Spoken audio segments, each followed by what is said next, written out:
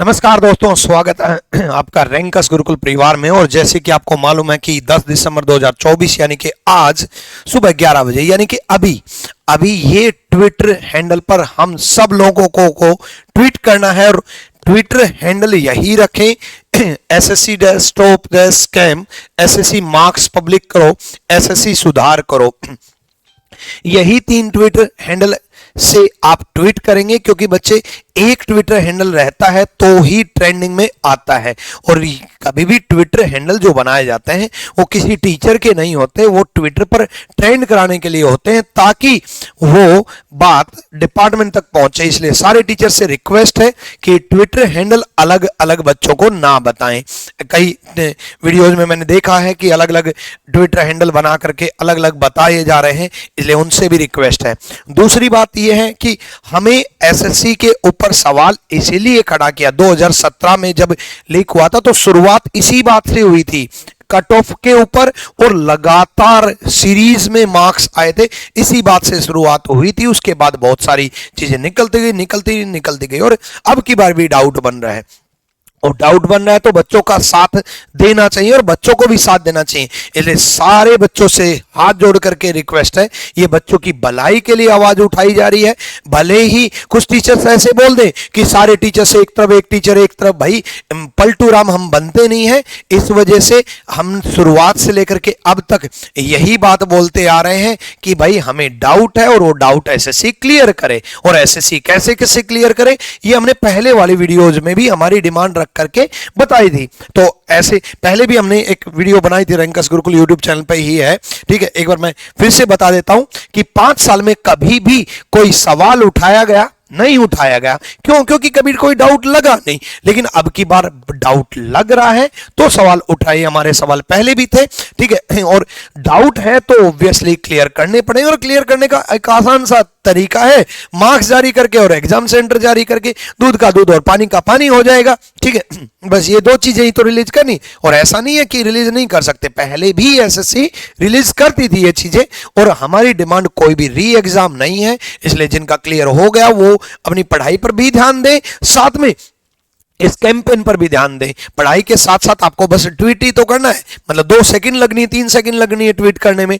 क्यों? क्योंकि जो बच्चे अगर पैसे देकर के प्री क्वालिफाई कर सकते हैं वो मेंस भी कर सकते हैं, क्योंकि जो ठेकेदारी ली होगी, जिसने भी ली होगी, वो कंप्लीट नौकरी लगाने के लिए होगी। तो ऐसा कुछ नहीं है कि भी एक एग्जाम, एक दिन में एग्जाम जो होता है वही लीक हो सकता है। भाई एक दिन का एग्जाम लीक हो सकता है तो 2 बार एग्जाम है तो वो भी लीक हो सकता है। टायर 1 टायर 2 है तो टायर 1 लीक हो सकता है तो टायर 2 भी हो सकता है। और नहीं भी हुआ तो चीजें क्लियर तो हो, कम से कम जो डाउट हो वो तो हो, और नहीं तो सुधार तो जरूरी है ही। और एमटीएस में तो आपने देखा ही है ना, एमटीएस में तो धांधली हुई है। और पूर्णिया का जो सेंटर है और भी जो सेंटर है वो सामने हुआ ही हुआ है ना। कुछ हुआ या नहीं हुआ वो जांच का विषय, लेकिन एसएससी में सुधार तो जरूरी है। देखो, स्कैम हुआ है वो बाद की बात है, लेकिन उस पर क्वेश्चन मार्क अभी जरूरी है और अभी उठाना जरूरी है। बच्चों की भलाई के लिए आवाज उठाई गई थी, लेकिन कुछ लोगों ने पर्सनली ले लिया कि नहीं ये पर्सनली लड़ाई, ये पर्सनल लड़ाई नहीं है, ये सारे टीचर्स और सारे बच्चे एक तरफ है ना। और जो इस लड़ाई में साथ नहीं है उनको भी मेरी तरफ से तो बॉयकॉट। भाई वो टीचर कहलाने लायक ही नहीं है, वो टीचर ही नहीं है। क्योंकि ये ऐसा नहीं है कि हम डिफेंड कर देंगे डिपार्टमेंट को, नहीं मतलब ये ठीक ही है। कैसे ठीक है भाई, हम तो बच्चों के साथ है ना, बच्चों ने सवाल उठाए तो ऑब्वियसली डिपार्टमेंट पे सवाल उठते हैं, है ना। और सुधार क्या क्या है, ट्रांसपेरेंसी, जो कि क्लियर हो चीजें, है ना। नॉर्मलाइजेशन का फॉर्मूला आज तक समझ में नहीं आया, हमेशा आवाज उठती गई है कि नॉर्मलाइजेशन में सुधार करो, नॉर्मलाइजेशन में सुधार करो, पेपर के लेवल में सुधार करो। एक लेवल इतना नहीं होना चाहिए कि एक बहुत टफ हो, एक बहुत इजी, जो कि कईयों के मार्क्स कट जाए, है ना। एग्जाम सेंटर में सुधार करो, एग्जाम सेंटर पे डाउट है तो हमेशा के लिए उसको बैन करो। किसी पर कोई थोड़ा सा भी डाउट बनता है तो उस पर एक्शन लो, आज तक लिया नहीं गया, है ना। माउस और कीबोर्ड का तो आपको हाल पता ही है। अरे यार एसएससी मतलब इतने पैसे लेती है, एक क्वेश्चन ठीक कराने के भी 100 रुपए लेती है, तो क्या एक माउस और कीबोर्ड ढंग से नहीं खरीद सकती? नहीं खरीद सकती तो हमें बता दो, हम खरीद देंगे भाई। बच्चों का कम से कम माउस और कीबोर्ड तो ढंग से काम करे, है ना। और लास्ट 3 ईयर के मार्क्स और डाटा जारी कर दे, है ना। यही तो डिमांड है। और ये डिमांड कैसे रखनी है, ये डिमांड हमने पिछली वीडियो में हमने बताई थी मेल करके, तो पिछली वीडियो नहीं देखी वो देख लेना। मेल तो एसएससी को करना ही करना है, हम भी करेंगे। इवन रिटर्न फॉर्मेट में भी लेटर हम एसएससी को लिखेंगे और रिटर्न फॉर्मेट में लेटर के साथ साथ हम मेल भी करेंगे। मेल के साथ साथ सोशल मीडिया का प्रेशर बहुत जरूरी होता है, क्योंकि सोशल मीडिया की आवाज ना केवल डिपार्टमेंट देखता है बल्कि हमारे नेता जिनको हमने चुन के भेजा है वो भी देखता है। और एसएससी डीओपीटी के अंडर में आता है तो डीओपीटी भी देखता है, डीओपीटी मिनिस्ट्री भी देखेंगे और हर किसी तक ये आवाज जानी चाहिए। फिर मुद्दा उठेगा कि भाई एक्चुअल है क्या, और एक्चुअल है क्या तो एक्शन लिया जाएगा, नहीं लिया जाएगा तो हम फिर मजबूर करेंगे और एक्शन तो लेना पड़ेगा, क्योंकि ये सारे टीचर्स और सारे स्टूडेंट की लड़ाई है और ये लड़ाई हमें बच्चों की भलाई के लिए लड़नी भी होगी और जीतनी भी होगी। और बच्चे गारंटी करें कि आप लोग जीतोगे, आप लोग निश्चित रूप से जीतोगे, क्योंकि ये सच्चाई की लड़ाई है और सच्चाई की हमेशा देरी हो सकती है लेकिन जीत जरूर हो सकती है। और अगर मान लो ऊपरी तरह से दिख रहा है स्कैम है और अगर ये साबित हो गया कि कोई स्कैम नहीं है तो एसएससी में सुधार जिसकी जरूरत है आप लोगों को वो भी तो जरूरी है भाई। अब की बार सुधार नहीं होगा तो अगली बार फिर डिमांड होगी,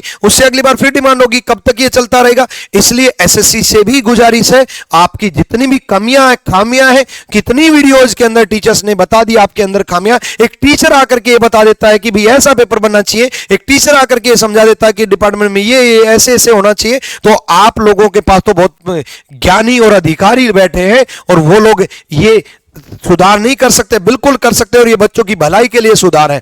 और रही बात बाकी टीचर्स की जो कभी डिमांड जारी करते हैं तो कभी एसएससी को प्रोटेक्ट करने आ जाते हैं, तो भाई ऐसे टीचर्स के हाथ जोड़ करके रिक्वेस्ट है कि पलटू राम तो भाई ऑब्वियसली बनना पड़ेगा, कोई गलती की है तो बैकफुट होना पड़ेगा, लेकिन उनको लग रहा है कि उनकी बेइज्जती हो जाएगी, एक बार जो बोल दिया तो बोल दिया। भाई एसएससी को इस तरीके डिफेंड करने की जरूरत ही क्या थी, क्योंकि सवाल उठा इसीलिए उठा था क्योंकि डाउट लग रहा था, हमारे पास बच्चों के पास प्रूफ्स थे, इस वजह से सवाल उठा था। लेकिन नहीं, सॉरी एसएससी, ऐसा नहीं काम चलेगा भाई, बिल्कुल सॉरी एसएससी। क्यों सॉरी एसएससी? भाई एसएससी आपको सुधार करना पड़ेगा और आपको करना चाहिए, और बच्चों की आवाज है और बच्चे हम जीतेंगे, लड़ेंगे और हमारी पक्का जीत होगी। बस आप लोग साथ रहना और साथ देना उस हर टीचर का जो आपके लिए आवाज उठा रहा है, इमोशनली भी और प्रैक्टिकली भी। आप उस हर टीचर के साथ रहना जो आपके लिए आवाज उठा रहा है, आप हर बच्चा साथ देना और जा करके इस पर ट्वीट करना, ज्यादा से ज्यादा ट्वीट करना